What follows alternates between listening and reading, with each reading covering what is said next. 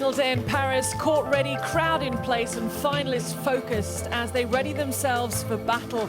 Day 14 at Roland-Garros comes down to this. For one, the chance to win a first Grand Slam title, the other to add to her collection. Power, pace and precision would all play their part, records forgotten, past finals a blur. All eyes on the prize that awaits the winner with the stage set for the 2018 final. Welcome to Live at RG Finals Weekend, and what a final we have had with the 2018 Women's Winner crowned. And for world number one Simona Halep, it is fourth time lucky and a dream realised as she becomes a Grand Slam champion. Hashtag RG18 if you'd like to get in touch with the show. Maybe you have a message for Simona Halep, what you thought of the final. Then let us know on Twitter. You can follow us on Instagram. And don't forget, you can watch the show on the official channels of YouTube and Facebook. We're going to be getting plenty of reaction for you over the next half an hour or so. But I'm very happy to say for the first little bit of reaction with me, Nick McCarville and Camille Pat. And Camille, do you have your breath back? Because you've been working on the match. I was trying to hide it. And actually, you just say it right away. No, I'm out of breath. There's a lot of stairs that you had to climb. Yes, but I wanted to be there with you guys because it was such a great final with a lot of drama. So, no, I really want to talk about it with you. Yeah, we got an impeccable. We got the final that we deserved, I think, today. And those two women, I mean, they should both be proud. But we have a lot to speak about as to how that match broke down and really the way that Simona Halep finally is a Grand Slam champion. And I'm envisaging Camille's journey, charging across with Philippe Chatrier, up 4 flights of stairs. And you look fabulously unflustered. No. I need some makeup. She wants you to stop asking her questions, too. Whatever. Okay, I'm going to stop asking Camille questions. I'm going to let her breathe for a little bit because just after the match finished, Eli was courtside just to soak up the atmosphere. Okay, that's it. Simona Halep is the 2018 Roland-Garros champion. She finally got that Grand Slam title she's been chasing. She was here last year in the finals. She couldn't get it.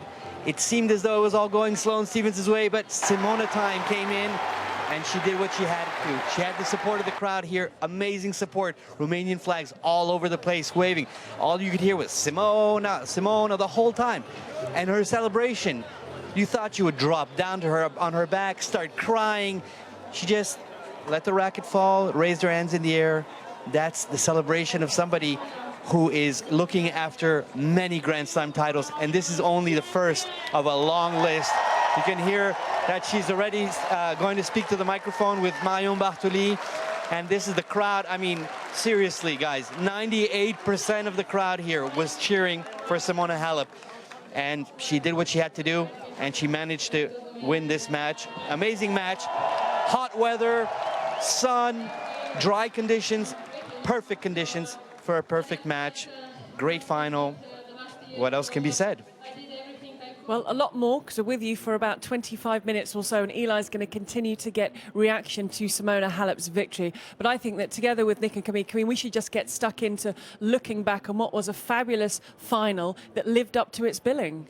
Yeah, actually we were expecting such a fight, and the first set was not that an expectation because Simona was a little bit tense maybe, and Stephens just hold the nerves as we she used to do all the time in she did in the US Open, for example, and she was just she was there defending, and Simona was missing a lot. And in the second set, Simona just tried to take some time. She started to play higher on the backhand, and she missed less. And then it just changed the situation. Like Sloane began to start to maybe hit harder, and she missed more.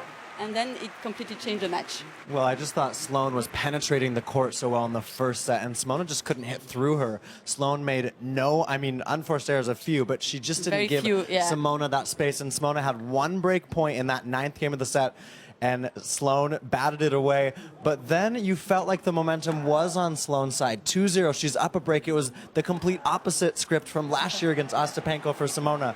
But Simona really dug in to me at this moment. And this to me is the strength of her mentally from last year, the difference. She says, I think I've changed mentally. And she really did that in this match. She just dug in at one point in the middle of this second set. She won 13 of 15 points. And then it felt like we really had a women's final final at our hands. Yeah, she just found the right balance between like missing less and being very aggressive when she had the chance. And in the first set, she didn't have this balance. And then she just went 4-2. We were like, okay, maybe she's going to take the second. And she started to miss again, 4-all. So in the end, we didn't know what to expect in this second set. But as soon as she won the second, you could feel that she was in her match, mentally, physically, and I believe that physically Sloane was a little bit tired in the third set, but she missed a lot, and she was feeling so good. So I think, as against Kerber, like the physique just made the huge difference in this final. Well, and the stat to me that really jumps out is in the first set, the first serve was paying dividends for Sloane Stephens, but in the second and the third, she only won about 45% of points on her first serve. The percentage was good on the first serve, but this point was incredible, by the way, to get up 4-0, probably the point of the entire match, the scrambling from Simona Halep. But she really did dig in. She dug deep in the clay, and she found her best tennis. And that, to me, is the change from a year ago, because she did lose that first set. She's down 2-0, and it felt like, oh, my gosh, is she going to go down? And she said in this last game, when she's serving for Kamau championship point, she couldn't breathe. And she said to herself, this is normal. These are the emotions. You have to embrace it. Yeah, and you have to like it.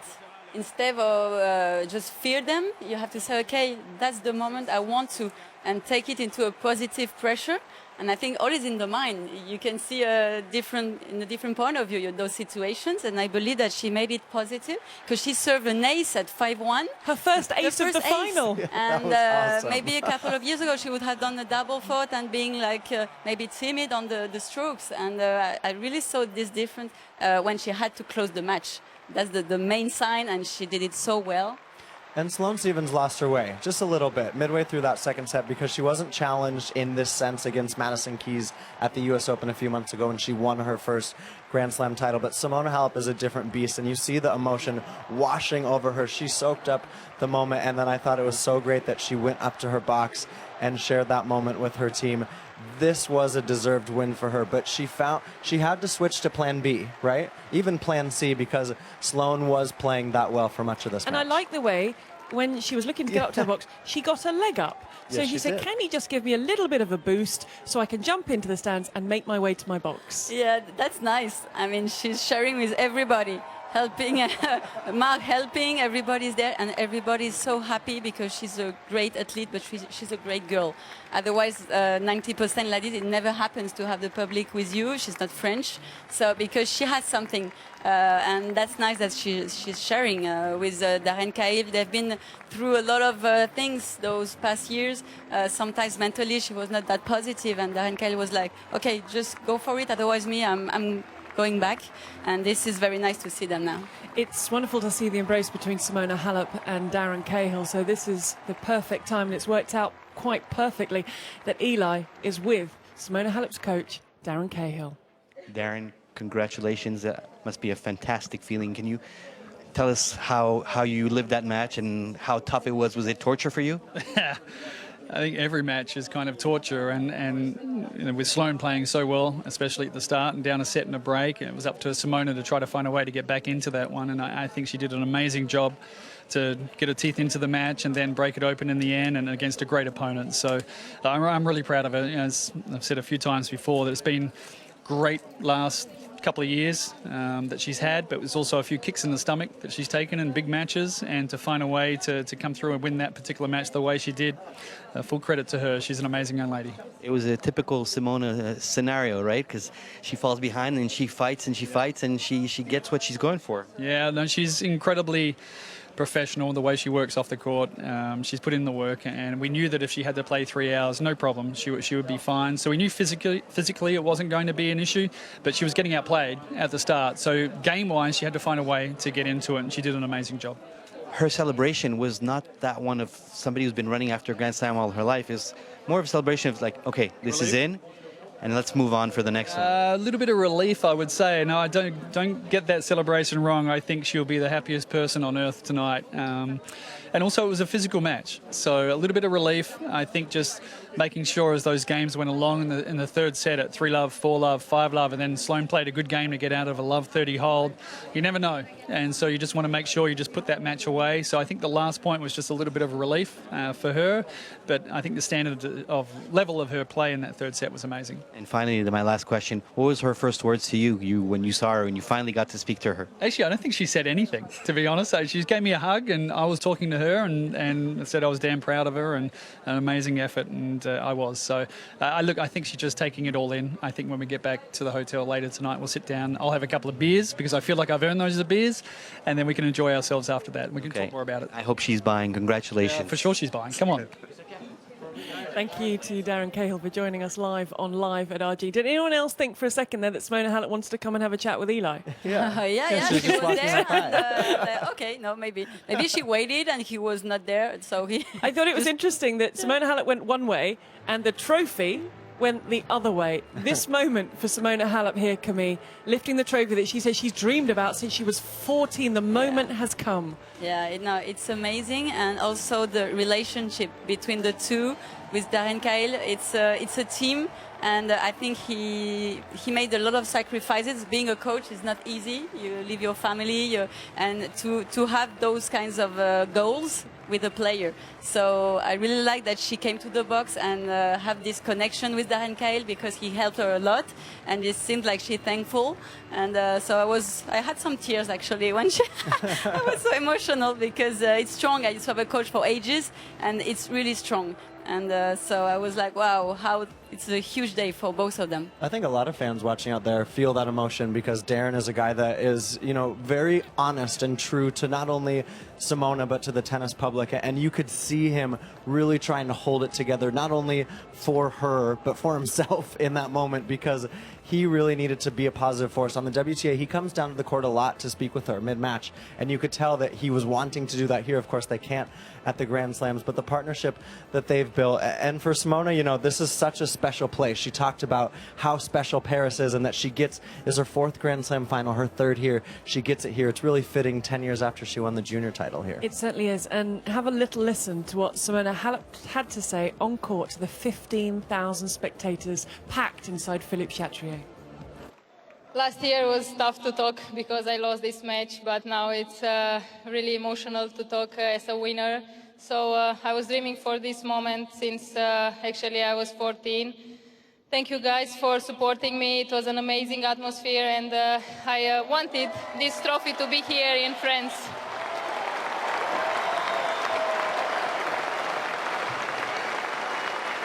Of course, many congrats to Sloane. Last year you won US Open, and you have done a great job after those injuries, so well done, and I'm sure that you're going to play many finals in the future. Good luck and take care of your body. And with Simona Halep having just acknowledged Sloane Stephens in the final that she played the US Open champion, I think it's worth just having a little listen to what Stephens had to say on court after the match. Thank you, everyone, for 2 incredible weeks. It's been amazing here for me, and not the trophy I wanted, but it's still beautiful, so thank you, guys.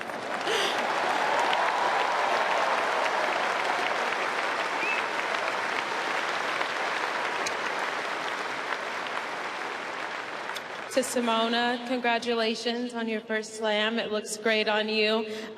No one else I'd rather lose to than the #1 in the world. So congratulations to you and your team. To my team, you guys are amazing. Thank you guys so much for all the support. Without you guys, I wouldn't be here, and I wouldn't be able to still have the smile on my face with the loss. So thank you so much. And a word coming on Sloane Stephens. I don't think a lot of people had her penciled in to be in the final of Roland-Garros at the start of the 2 weeks. Yeah, actually, we talk a lot about Simona because she had some achievement and to do. But Sloane Stephens is such a great player on clay, and also such a relaxed person, and you can see her smile with her mom, and her coach is so nice. Like, it's fresh what she has to say, the way she plays, and I'm really happy to have those kinds of players in the women's circuit being in final.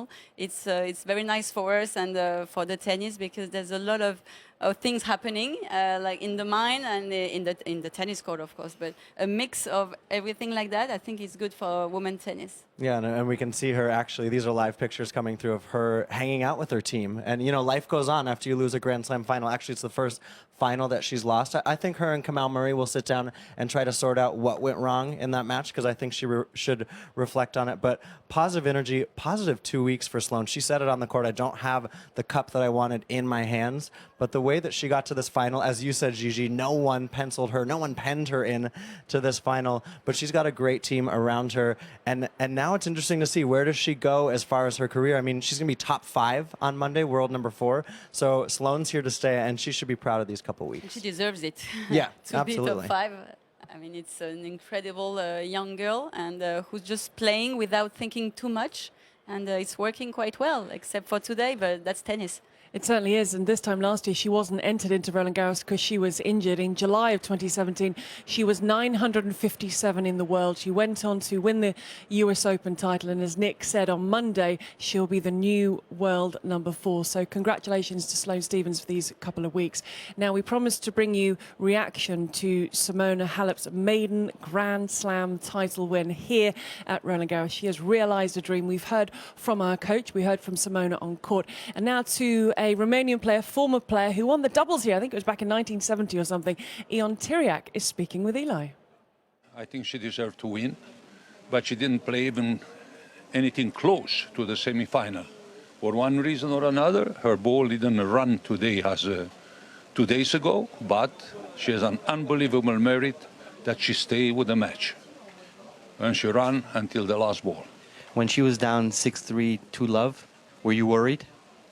Well, I was worried not when she was down 6-3 to love. I was worried when she was love 15 in the first game. Because I know her, she is a very introverted little girl. She's very emotional. And I bet anything you like that at the 3 love in this set and ball for 4 love, when she turned back and she stayed there for longer than normal, she remembered the Ostapenko match last year. She deserved that one to win. Maybe she deserved to win even the one with Sharapova. She lost after having broken the third, the final of Australian Open. One more you won from a little girl of 165 or something like that, and a heart bigger than her lungs. And in Romania, she's a giant star, and she's going to receive an amazing greeting when she goes home. In Romania, today in Bucharest, for example, there were about 20 mega screens on the streets and on the squares for the people that they wanted to see on the bigger screen her match against the final. So what can I say? She's the most popular Romanian we have in this time. Not only athlete, but as a personality. Thank you so much. Congratulations to all the Romanians. Thank you. Ion Tiriac with Eli there. For Simona Halep, I think we'll talk a lot, and we'll come back to the mental side of the game, because that's something we've spoken about before. More live pictures coming through for you here. You see Sloane Stephens with her runner-up trophy, photos being taken. But for Simona Halep, she is a star in Romania. She'll be an even bigger star in Romania. But mentally, I'm sure Darren Cahill and the team will be so proud with how she dealt with the pressure out there today. Yeah, I mean, she could be proud of herself in general, because she has done an unbelievable tournament for me. But the thing she has led today is strong, because otherwise it would have been a very difficult thing to heal. Because as soon as you do 1, 2, 3, 4 times the same mistake, then it's starting to be really tough to take away. And that's why I was happy that, yeah, right now it stopped, and now she can play normal without thinking all the time. So the mental thing now is on, and she can win thousands of Grand Slams. Well, there we go. There's no pressure there, Simona, just thousands of Grand Slams. I go far away. She is a winner here. She's 26 years of age. But back to Sloane Stephens for just a minute. You saw some live pictures of her with her camp. We can now join her coach, who's speaking to Eli. Kamau, you must be guttered, disappointed. It must be terrible, but I mean, what a beginning of a match. Sloane was floating on the court. She was in the zone. Yeah, she was playing well. She was executing, fully committed to the game plan. I think she, up a set, up 2-0. I think she sort of blinked a little bit and was like, wow, where am I? How did I get here? And then got a little bit off track. And then, you get off track in the middle of a second set in the slam against a great player, number one player in the world, and the match gets, a lot tougher. So, I think, from 2-2 all the way to the end of the set, every game was 30-all. So I think it was very competitive. Even in the third set, it may have been 6-1, but every game was 30-all in the third set as well. So I think she definitely had her chances, and I think, the lesson that she learns from today is that, she's got to hunker down on big points and really sort of, do what she's supposed to do. At the beginning of this tournament, I mean, Sloane Stephens obviously one of the favorites because there were many to win this tournament, but people didn't have her maybe in the final day on Saturday. Yeah. What a great tournament she had. Yeah, it was a great tournament. I mean, definitely a lot to be proud of, but, as a coach, you hope your player's not satisfied. I don't think she is, and so, we'll be back on the practice court in a couple days and back in the gym and keep working. I think you definitely celebrate getting here, but, at the end of the day, losing sucks, right? And you want to win. And so I think the old Sloane would be okay with, getting to a final, but the new Sloane is disappointed. And I think that's a good thing, and I think that'll kind of push her forward. Okay, thanks a lot. You heard it, guys. Losing sucks. But next year, maybe. Next year, maybe. Good luck and good safe trips home. Thank you so much. Thanks. All right. Kamau Murray, the coach of Sloane Stephens, speaking to Eli, and he said there, Kamau, that a couple of days back in the gym, back on the courts. For Simona Halep, though, she'll get a little bit of grace now to do a little bit of celebrating, I would have thought. Yeah, I hope so. You have to celebrate those kinds of tournaments. Of course, it's something huge in her career, but it's nice from the coach to just come back to reality, saying to everybody, but they're gonna keep going. They're living emotions incredible.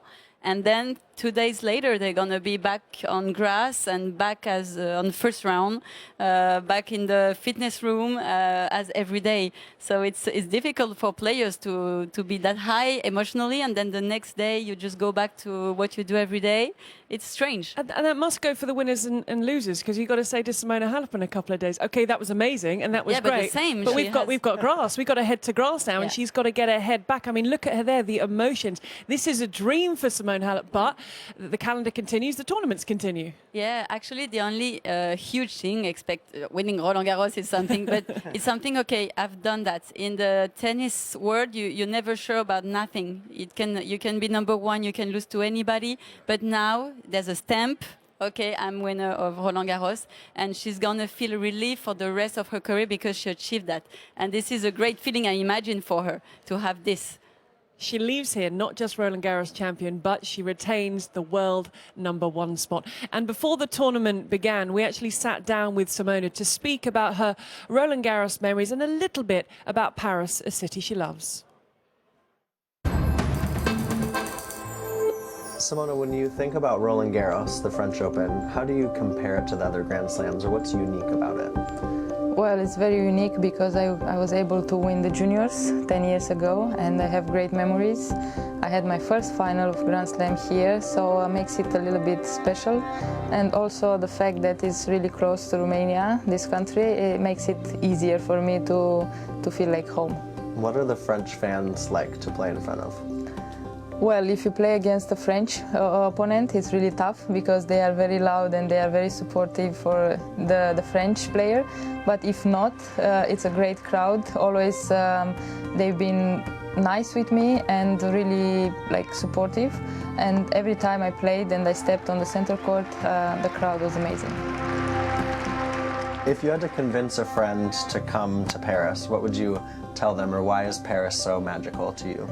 The atmosphere, I think it's magic, and the fact that you can go on the streets and walking around, see the beautiful buildings and that beautiful boulevard, Champs-Élysées, it's just amazing, and this is the only one thing that I can easily convince a friend to go.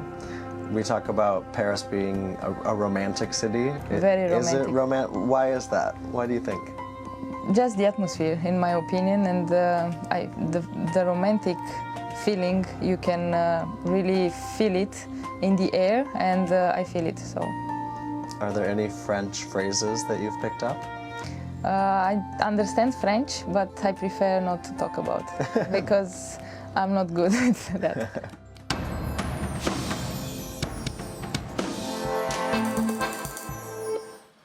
And who would have thought that 14 days later, Simona Halep would be the Roland-Garros Women's Champion for 2018. So we've had a cracker of a final today. Halep coming through in 3 sets against Stevens. Tomorrow, we're hoping for a cracking men's final. It's Dominic Thiem against Rafa Nadal, the 2 best at their business in the men's game on the clay right now. And before we have a look ahead to tomorrow's final, let's hear from the men involved, starting, of course, with the King of Clay. Already for the 3rd time 2 times in the semi-finals, first time in the final. Now it's already 3 years that he already is in the semi-finals. And you know when we start the clay court season that Dominic is one of these players that have the chance to win every tournament that he's playing, and maybe even more here in Roland-Garros because he's strong physically, he has the power. So. Of course, since 3-4 years ago, especially since 3 years ago, you see that he's one of the candidates, of course, to have success on clay. And meaning that you have success on clay, Roland-Garros, it's normal that you have more. If I want to beat him, I have to play that way like I did in Rome and in Madrid. But I'm also aware of that here it's tougher. I think he likes the conditions more here than in Madrid for sure, and best of 5 is also a different story. And I think also a good thing is that I faced him already twice here. Of course, there is pressure on, especially in the Grand Slam finals, because I've went a very long way now, and I don't want to lose the finals. Otherwise, it's not a very nice feeling. But at the other hand, it's so tough to go all the way in such a tournament, and I think if I'm facing Rafa, I'm not the one who has the pressure.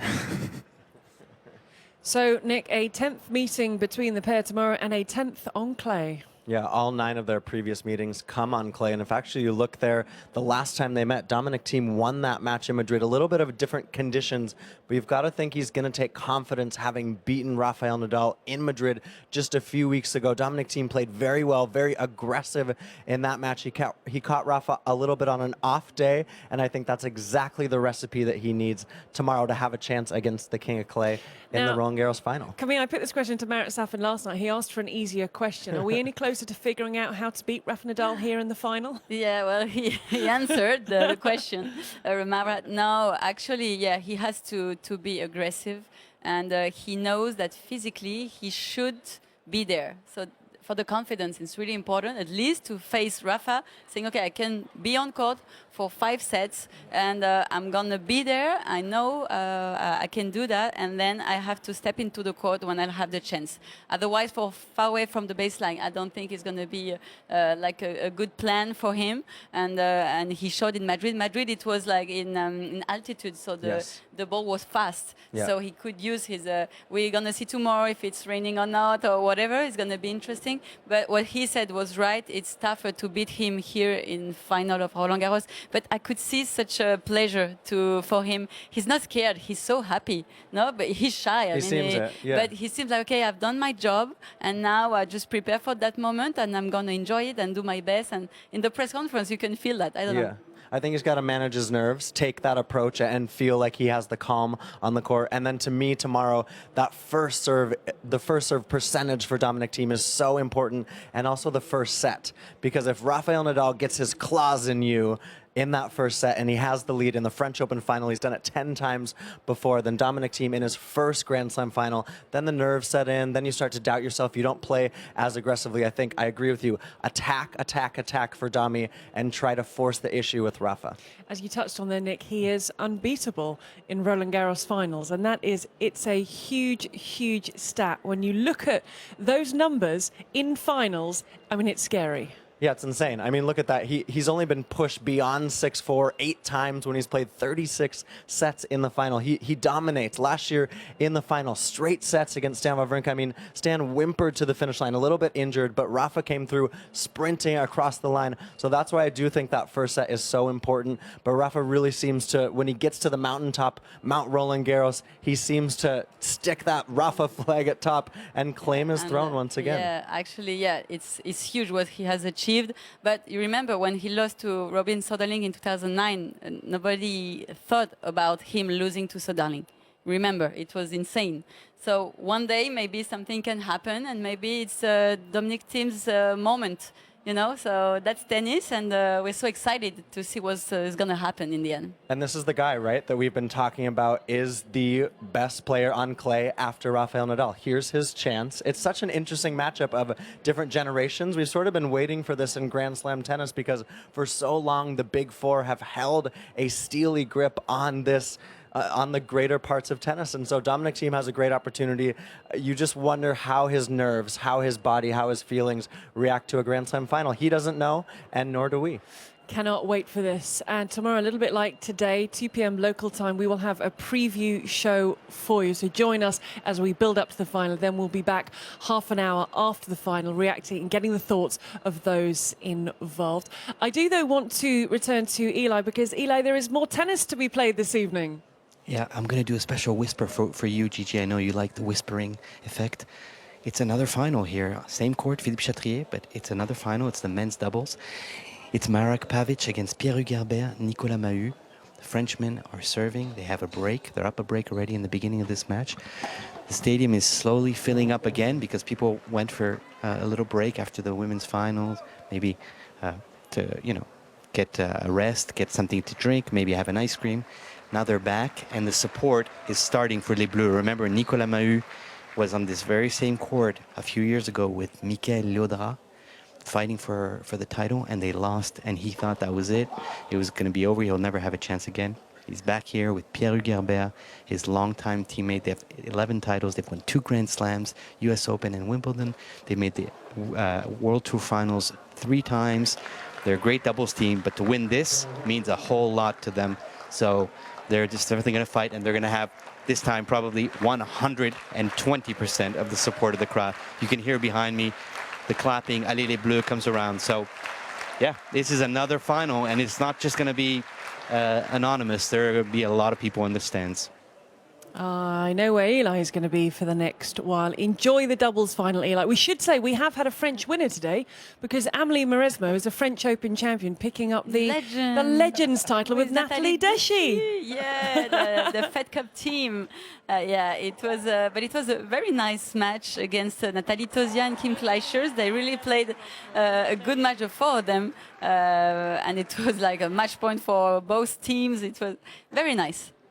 Coco Gauff came through to beat Katie McNally in the girls' singles final, Nick. Yeah, Coco Gauff is 14 years young, youngest junior winner here since Martina Hingis in 1994. This was a great final, by the way, All-American final for the 2nd year in a row. Whitney Asigwe won it last year. It means a lot to Coco Gauff, who works a bit with Patrick Mouratoglou. Well, we could see from that celebration, absolutely. And there was an upset in the boys' singles final. The top seed was beaten by Chun Sin Seng, who is the 4th seed. So a little bit of an upset in the boys' final here. There's the celebration, there's the happiness. A little bit more muted than Coco, I would say, but internally just as happy. Wheelchair singles finals we had for you as well. It's one of those really, really busy days.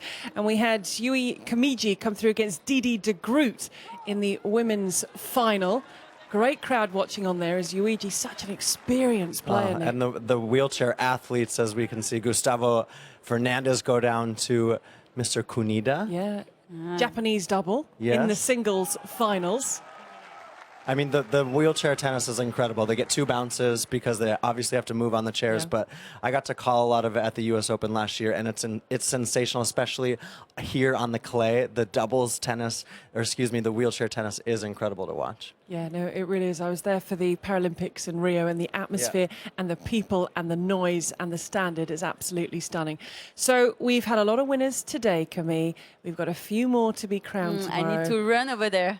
Are you off again? Yeah, I'm going to sweat again, but I have to run to see my friends playing on Philippe Chatrier, because it's going to be a very nice match. If they win, I want to be there. Absolutely. But today, it's currently all about Simona Halep, the 2018 French Open champion. A big smile, a kiss on the Susan Longland Cup that she wouldn't have wanted to let go of. And now, though, it starts the rounds of interviews for her, Nick. A while for Simona Halep yet. Yeah, Simona Halep is going to have a lot of interviews to do today, but I really do think that, you know, fate plays a role in these kind of situations. She was 0-3 in Grand Slam finals prior to this, and the experience that she's had in the last year, losing that final here, losing the AO final, I really felt like that played a part today, being down a set in a break. She came back. Simona Halep deserved this win. Nick, Camille, thank you. It's been absolutely. Thank you for rushing to be with us. It was a wouldn't pleasure, have been Gigi. the same without you. So we have our first singles winner of the weekend. It is Simona Halep, Grand Slam champion for 2018. A dream realised for Romania, coming through against Sloane Stephens in 3 sets. Now, don't forget, tomorrow, join us from 2 p.m. local time as we build up to Rafa Nadal against Dominic Thiem, a 10th meeting, a 10th on clay. Then we'll be back with you half an hour after the final with reaction and highlights from the match. RG18, hashtag RG18 on Twitter if you'd like to get in touch with us. Enjoy the rest of the day wherever you are, and we look forward to your company again for a final time tomorrow. Bye for now.